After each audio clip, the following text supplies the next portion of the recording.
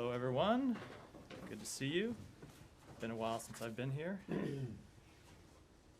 we thought you abandoned us. Yeah, I'm gonna raise this just a bit. Didn't abandon you. I was in Ukraine and elsewhere, New Delhi. I do not have any opening comments today, so Matt? Okay, well, I can't say that I hold a whole lot of hope that you'll have much of an answer to this, but I just want to ask what you guys make of the whole Putin, Kim, Jong-un thing, what it means to you, or what it suggests to you about the state of the Russian war machine, and also what it means in terms of North Korea. I'll say a few things about it. First, I think it's important to put it in overall context, which is a year and a half ago, President Putin launched this war against Ukraine with its full-scale aggression with a dream of restoring the glory of the Russian Empire. That hope, that expectation of his has failed. It will continue to fail. And I think there's no better evidence of that than now, a year and a half later. Not only has he failed to achieve his goals on the battlefield, but you see him traveling across his own country, hat in hand, to beg Kim Jong-un for military assistance. And the fact that it comes just after the G20 this weekend, where President Biden was there meeting with his fellow counterparts, leaders of major countries in the world, and President Putin was nowhere to be found, I think largely because of his own international pariah status that he has foisted upon himself through his actions. So in terms of what it means going forward, I think obviously it means that he is having trouble sustaining the military effort, and so is looking for help from North Korea. And in terms of what our reaction will be to it, so we're going to monitor very closely the outcome of this meeting. I will remind both countries that any transfer of arms from North Korea to Russia would be in violation of multiple United Nations Security Council resolutions.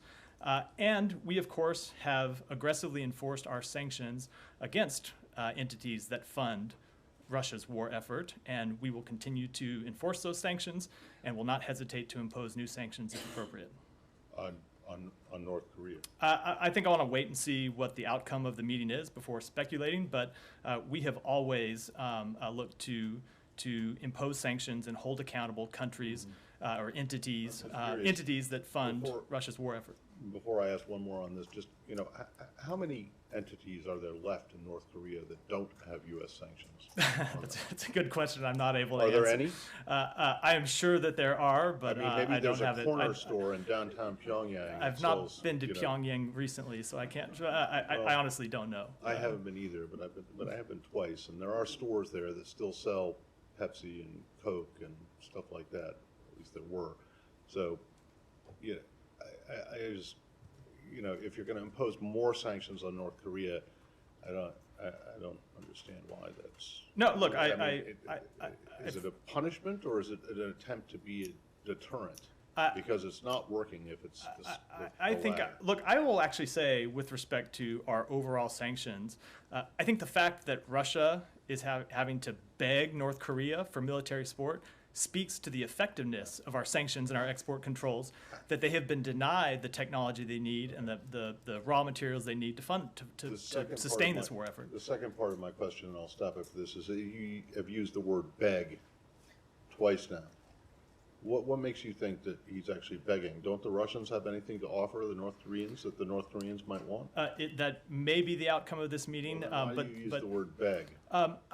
I think it's fair to say that having to travel across the length of his own country to ask. But it's still his own country. Yeah, so, I know. To meet with an international pariah, to ask for assistance in a war that he expected to win in the opening month.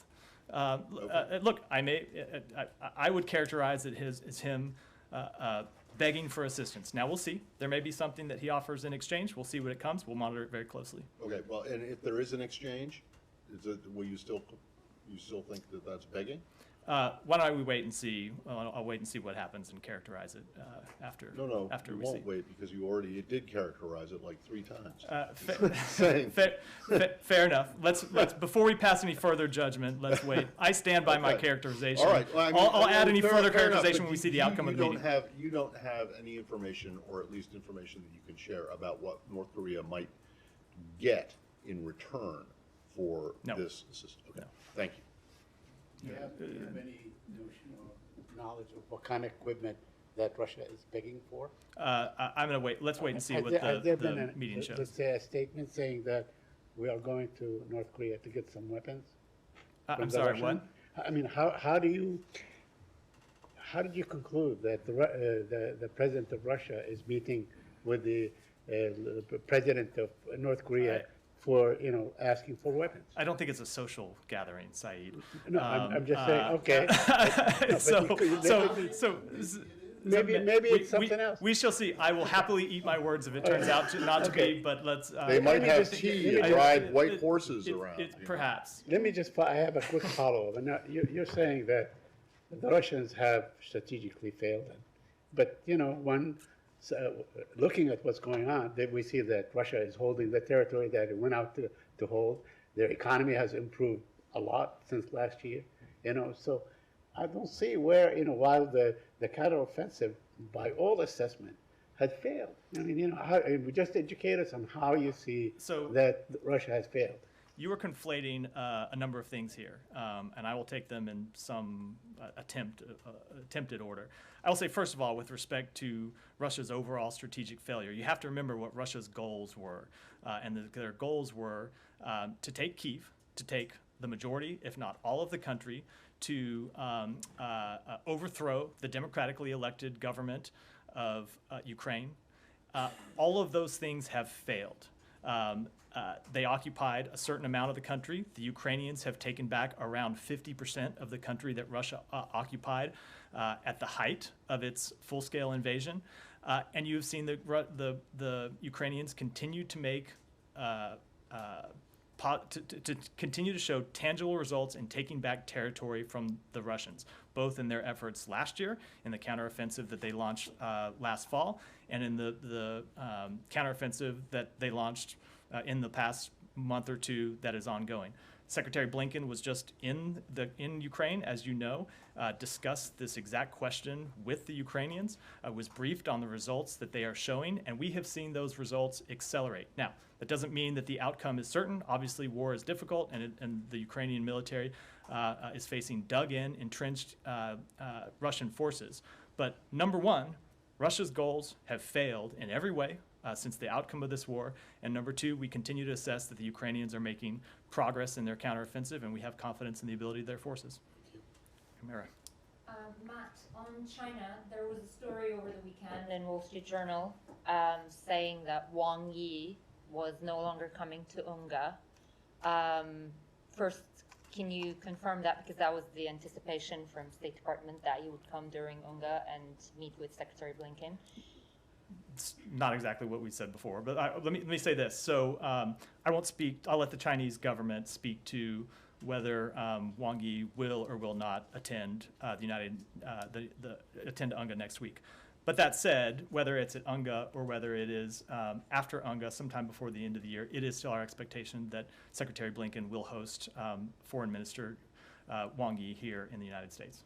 Would that be in Washington then? I don't have any meetings to announce. I'll wait until we have something firmed up that we can announce, but it's still our expectation that meeting will take place. The fact that he's not coming to UNGA, does the administration in any way see that as something that might derail a possible Xi-Biden meeting in November? No, we have been clear. It's sometimes difficult to speak to these because I'm asked to speak. It's not what I'm saying you're doing, but you ask me to sort of speak on behalf of the Chinese government, which I will not do. I will speak for the United States and for the State Department and what our hopes and what our expectations are with respect to engagement with the Chinese government and with our Chinese counterparts. And that is, as we have said, we think it is important to engage directly in one-on-one conversations. That's why Secretary Blinken traveled to China and kicked off a series of meetings both at the cabinet level and the sub-cabinet level that have taken place since then. As the president has said, he hopes to meet with President Xi sometime later this fall. We believe there is no substitute for one-on-one conversations at the leader level. So we will continue to work towards a possibility of those meetings, but we don't have anything to confirm at this Right. point. Just a couple of small things on this. You mentioned 3 cabinet level U.S. officials, and I was in one of those trips, and Special Envoy John Kerry also went to Beijing, and all One of that. in addition to ours, or you mean ours? I'm sorry? One in addition to the one to our meeting? Well, I mean, 3 cabinet Yeah, level yeah. plus John Kerry, and all of that happened within a span of less than 3 months, and we've seen no reciprocity, and now we learn that Wang Yi is probably not going to be coming during UNGA. Does the administration take this as a bit of a snub? Not at all.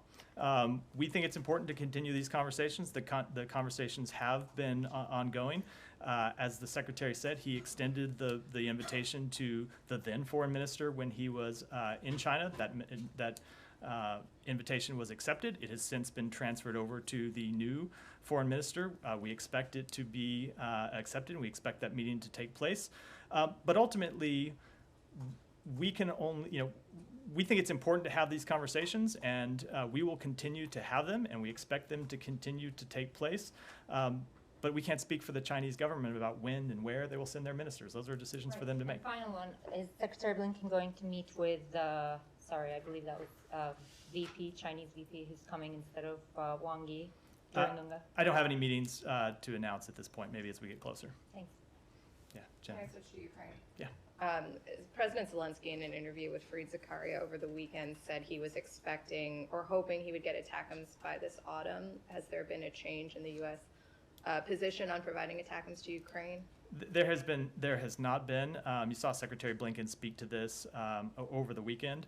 We always assess the military assistance that we can provide to Ukraine, both what is appropriate to provide at any given point, what we are able to provide at any given point, and what our allies and partners who are part of this coalition can provide to them. It's a question that we continue to take up and continue to look at, but there's been no change at this point. Is it the U.S. assessment that these would be effective weapons for Ukraine in its counteroffensive? I think I will just say that these are ongoing conversations that we have with our Ukrainian counterparts, as well as conversations we have inside the United States government, but we don't have any new position to announce at this point. Yeah, Leon. Yeah, I was wondering, the secretary gave a series of interviews over the weekend, CNN and ABC, what have you. I found that, you probably won't agree, but that he was at pains to, over the G20, to explain how it could have been a success when, speaking of Ukraine, Russia is not mentioned in the statement. On climate issues, it's way under par of what was expected. There wasn't the Chinese president present in India, and so my question is, do you still think it was a success or a missed opportunity? We absolutely believe it was a success. I will just say with respect, let's take a moment. First, with respect to the statement, the G20 is a big organization. Russia is a member of the G20. China is a member of the G20. There are members that have a diverse range of views. We believe the fact that that organization was able to issue a statement that calls for respecting the territorial integrity and sovereignty and saying that those principles should not be violated is an extremely important statement, because that is exactly what is at heart of Russia's full invasion of Ukraine. It is those very questions. So we thought that was an incredibly important statement for them to make. You also saw important announcements made at the G20 about new economic arrangements between Saudi Arabia and India that the United States was a part of. And I will say, with respect to President Xi not attending, I'm not going to speak to whether President Xi should have attended or should not have attended. I will say we found it incredibly productive for President Biden and Secretary Blinken to be there engaging directly with their counterparts. As I said in response to a question a moment ago, there is no substitute for that, and we found it incredibly productive for the interests of the United States to be able to have those conversations and advance them, as the White House made public over the weekend. In addition to the sessions, the president had a number of pull-asides with leaders of other countries where we were actively advancing the foreign policy priorities of the United States, including engaging on the war in Ukraine. Follow up on that. Yeah. May I come back? I have 2 housekeeping questions for the first round, but before that, let me follow up on what you just said. Russia and China were members of that very organization last year as well. So is there any reason why we did not see? There's what we I saw? think if you go back and look at the statement that issued last year, there was a note, and I will need to follow up to get the exact. There was a note that Russia had abstained from that statement or did not join it. So it was a different statement last year from a different collection of countries. What was the role of Lavrov in this process? Has there been any interaction between the U.S. delegation and the Russians? There was no interaction between Secretary Blinken and Foreign Minister Lavrov. I'm not aware of any other interactions between the U.S. and Russian delegations. I can't rule out the fact that someone said hi in the hallway or something passing each other, but I do not believe there were any substantive interactions. All right, I have two housekeeping, if you don't mind. Who is the State Department Chief Cyber Ambassador right now? Because I got confused. Nate Flick was the leader who was leading the bureau, and today's appointment of Dr. Eileen Donoghue. It's to pursue. I'll get you back to with the exact substance, but she is appointed to lead a slightly different effort, and it's outlined in the statement that we issued, and we can follow up with you separately on some of the specifics. Any connection between this appointment and reports that you have seen cyber escalation from Russia? No. No. Okay. The last question on housekeeping again. The secretary spoke with President Aliyev of Azerbaijan on September 1st, and it was some sort of urgent call because he was traveling. He raised concerns about what was going on, and the State Department came out with a readout on September 6th, 6 days after that. That did not speak any urgency. Why?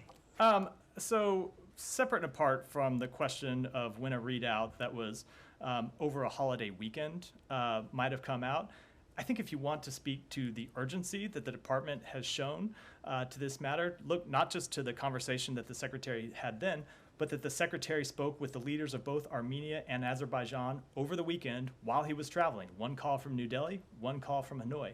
It is and I think I'll speak directly to the situation because it is something that the secretary has personally been involved in while he was on international travel, and of course the acting assistant secretary Kim has been involved in, and others.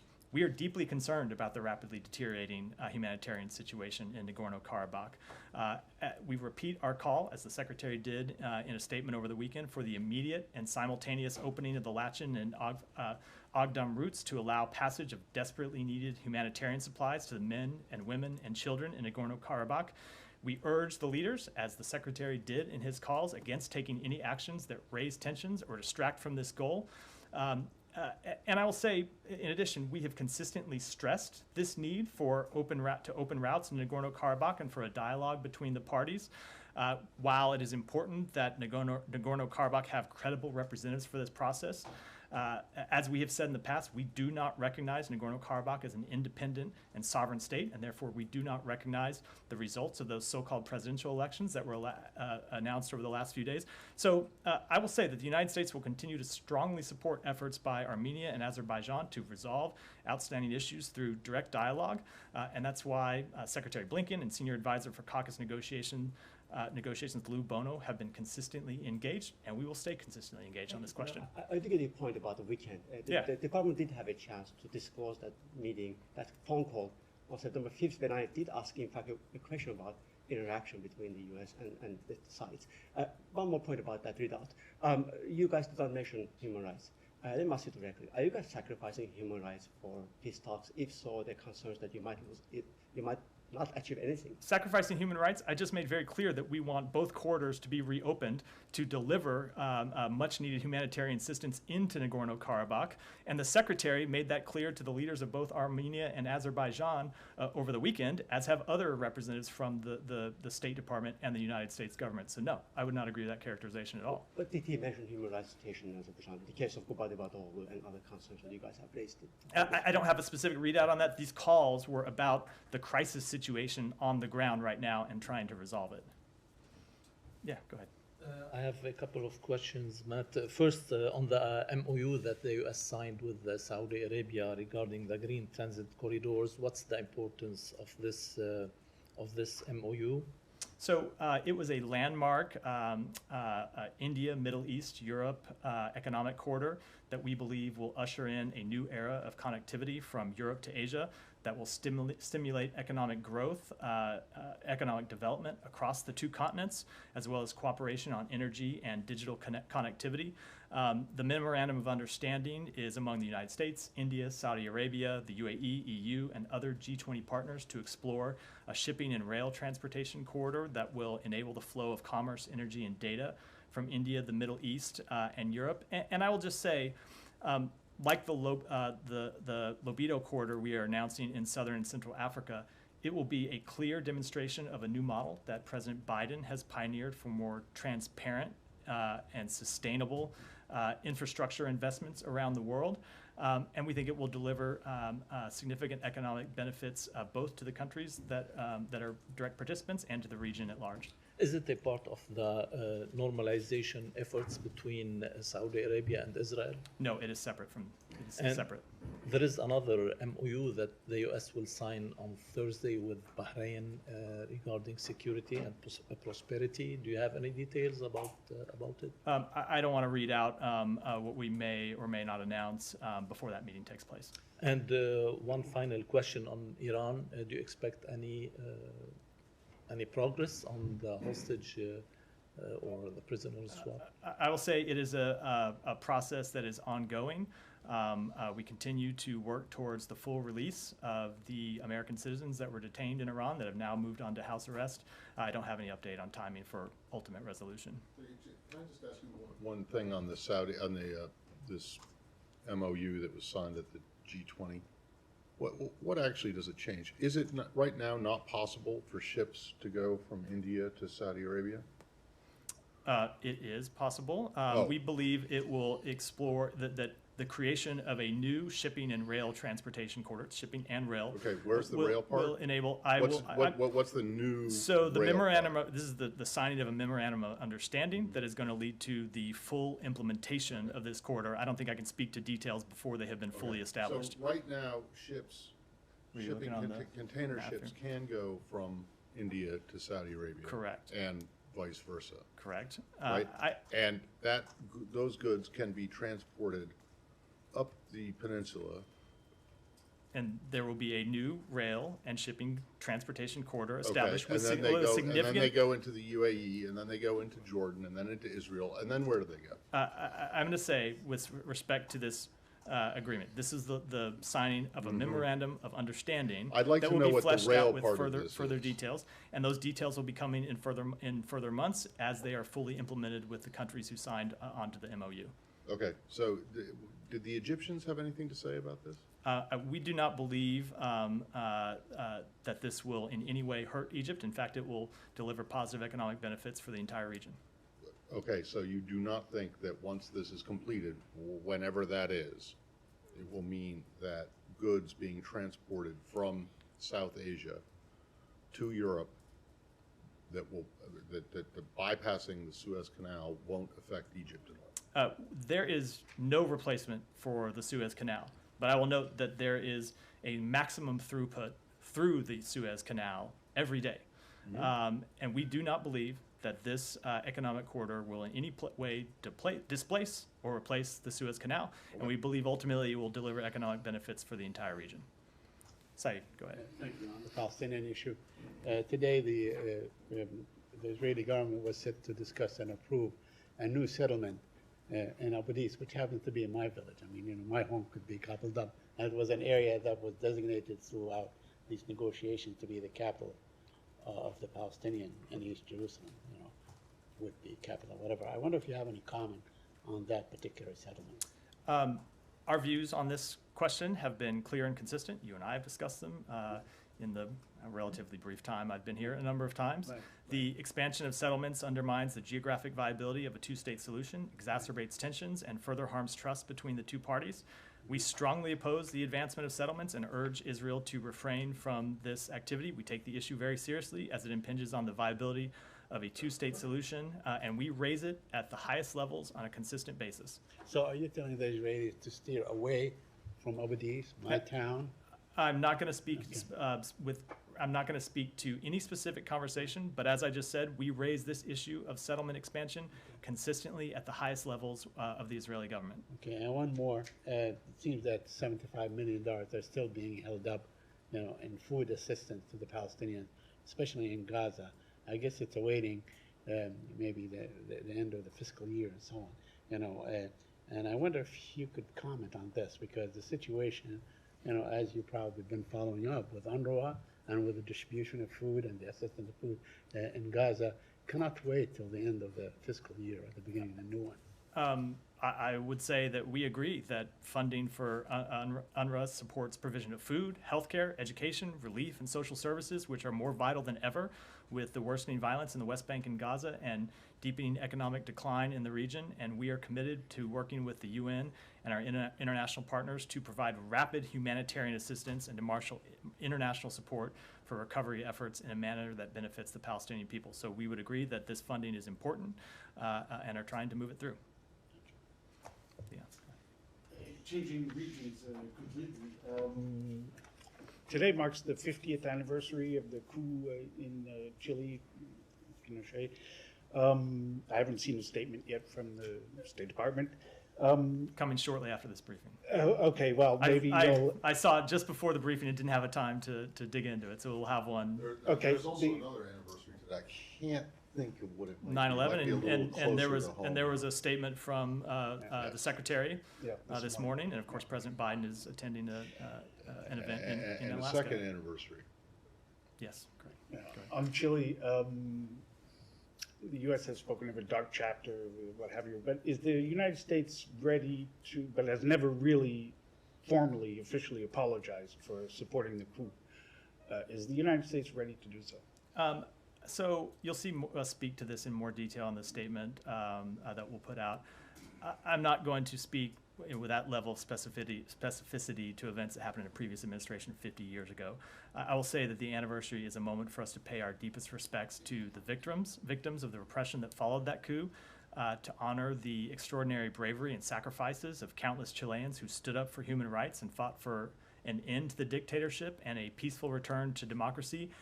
And for our part in the Biden administration, we have tried to be transparent about the U.S. role in that chapter of Chilean history by recently declassifying declassifying documents from 1973, as the Chilean government has requested us to do. And I will just say that going forward, we've reaffirm our full commitment to supporting democracy and upholding rights, of course, in Chile and beyond. But you won't go further than that? No. Go ahead. I'll come to you next. Finally, when we have closed the chapter of the cipher, we can now move to the effects of cipher. My question is... That doesn't sound like we've closed the chapter. Well, it's not going to be closed until it gets somewhere. So after this whole thing, now today you can say that in 1 year today, the economy of Pakistan is... Basically, Afghanistan economy is 4 times stronger. What does the State Department say to that? To the economy of Pakistan. The dollar rate in Afghanistan is 4 times stronger than the dollar rate in Pakistan. I've spoken to this on a number of occasions about our support for reforms that would allow the improvement of the economy in Pakistan, and will continue to do so. And one thing, I'm sure this is a little bit older story, but keeping in view this whole thing that is happening, the ambassador in Pakistan, Mr. Bloom, visited the chief election office. I was just wondering, how does the State Department or the diplomats have anything to do with going and meeting the chief election office of any country? So I will refer you to the embassy for specific comment on that meeting, which I'm sure they would be happy to provide. But I think I see where you're going with the question, and so I will reiterate what I've said a number of times, which is that the United States does not take any position with respect to the outcome of an election in Pakistan. We do not support any one political party or any candidate in Pakistan, but we, of course, urge free and fair elections in Pakistan, as we do throughout the world. Jen? Thank you. In Libya, there's reportedly massive flooding, up to 2,000 people impacted. Does the U.S. have any comment or way to confirm that number? I'm not able to confirm the number. I've seen the reports, of course, and pass on our deepest sympathies to those affected, but I don't have a specific number. Just staying on Libya and the other anniversary that is today, or the Benghazi attack. I know it was noted in the Secretary's statement. In the Secretary's statement, but is there anything else going on to commemorate that or the people who died there? No, other than the Secretary noting, of course, what a moment it was for the State Department. Himera, and then I'll go to the back. Matt, just on China again, because there are so many things. The defense minister hasn't been seen in public for 2 weeks, and U.S. ambassador to Japan seems to weigh on the issue with a tweet, which makes me wonder if the United States has an assessment on the whereabouts of the defense minister and whether you officially think of him as having disappeared, whether you have any idea about his whereabouts. I do not have an assessment of his whereabouts.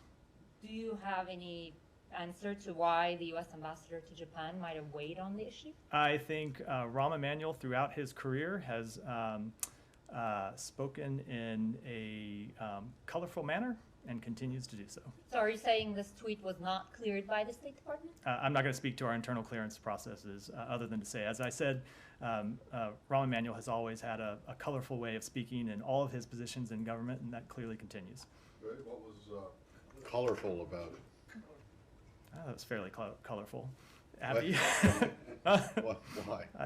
I'll let my comment speak for itself, I think. Abby, go ahead. Thanks. On Morocco, can you bring us up to date on the latest efforts by the U.S. to assist in the aftermath of that earthquake, and what U.S. citizens may or may not have been affected or impacted by it? Yeah, let me speak to the last question first, which is we are not aware at this point of any U.S. citizens who have died as a result of the earthquake. We are aware of a small number of injuries, but not any fatalities. But of course, the rescue efforts continue, so that number could change, or that fact could change. With respect to our efforts, Secretary Blinken spoke with the foreign minister of Morocco over the weekend, again from New Delhi at the G20. Expressed, first of all, his deepest sympathies and condolences for the loss of life and suffered by the Moroccan people and the destruction to their country. They also discussed how the United States can best support the government of Morocco's leadership of the humanitarian response to the tragedy, and the Secretary and the Foreign Minister pledged to stay in close contact as the response efforts continue, and the United States, through the State Department, has been in close contact with the Moroccan government through today. Is the U.S. providing anything directly right now for assistance? We have made the offer for assistance and are in close consultations with the Moroccan government about how we can best provide that assistance. On Turkey, I was wondering if you have any updates on the sale of F-16s to Turkey. Is there any timeline for when the State Department intends to proceed with this sale? And also, you and other U.S. officials have repeatedly said the F-16 issue and Sweden's NATO accession were not linked. But yesterday, the Turkish President Erdogan, after having a brief chat with Biden on the sidelines of the G20, said that the U.S. makes such a connection and it could upsets Ankara. How do you explain that? Are you still in the same position of not linking those two separate issues? So, two things about it. One, I don't have an update on the timing. But with respect to whether they are linked, we do not believe that they are linked or should be linked. But as we have said before, and as we have made clear to the Turkish government, of course, the sale of F-16s is something that has to be approved by the United States Congress. And there are members of Congress who believe that the two issues are closely tied together. So while we do not believe that they are linked, we're not the only actor in this process, and we've made that clear directly to Turkish officials. So on the North Korea, the Putin-Kim meeting, the administration has been briefing us before that it was Kim who was expecting this visit as one of the conditions for agreeing to send arms. So the fact that this is taking place mean that it will go?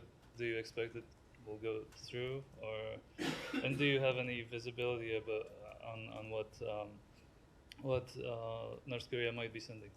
I will just say what I said earlier, which is we don't think it's a social visit, but with respect to what the outcome might end up being, let's just wait and see what comes out of the meeting. I have one more question. Today,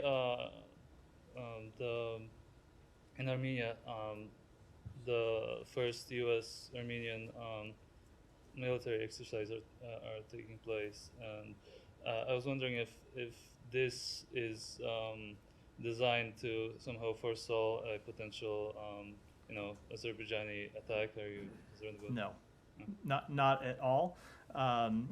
We routinely train and operate alongside our partners to maintain readiness, and we continuously improve on the interoperability between our armed forces.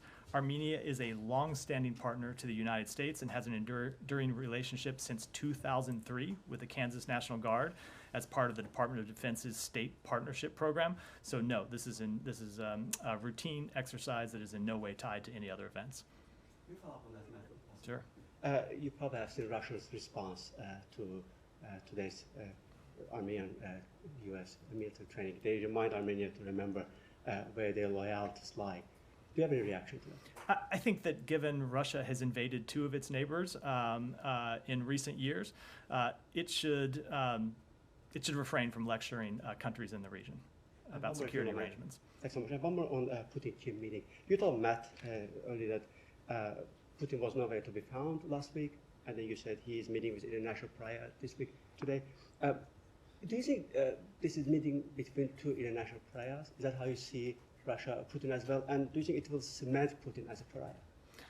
I think Putin's actions have cemented him as an international pariah. Remember, he's been charged by the ICC with war crimes, was not able to travel to the most recent meeting of the BRICS because of that decision to charge him, did not show up at the G20 meeting, no doubt because he didn't want to hear from a number of the countries there about the results and the consequences of his actions. So yes, I would absolutely make that assessment. Are you sure he didn't travel to the BRICS meeting because of that? The South Africans have, and they are a member of the ICC, but correct. They have allowed other ICC indictees to go into the country without.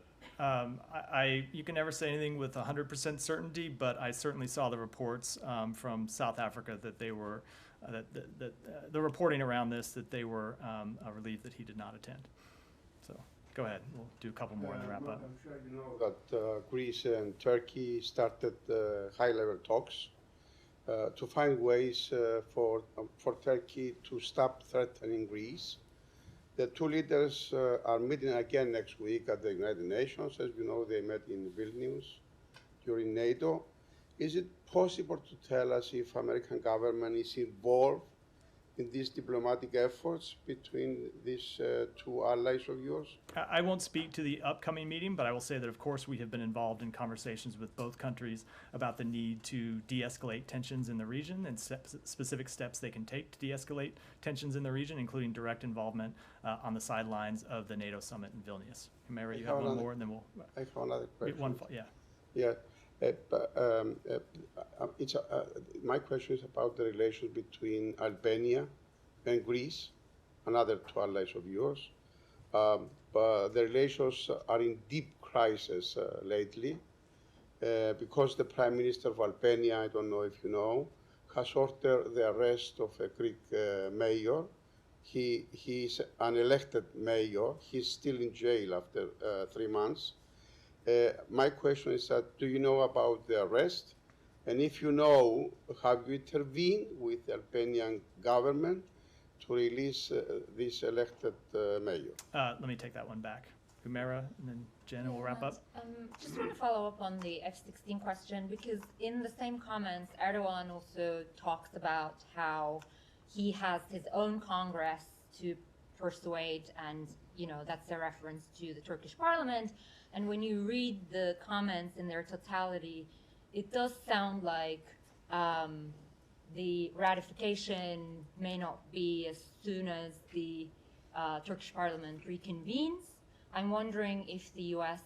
has any worries that this might be further delayed, or what kind of message are you conveying to the Turkish authorities, and what is the sequencing going to be?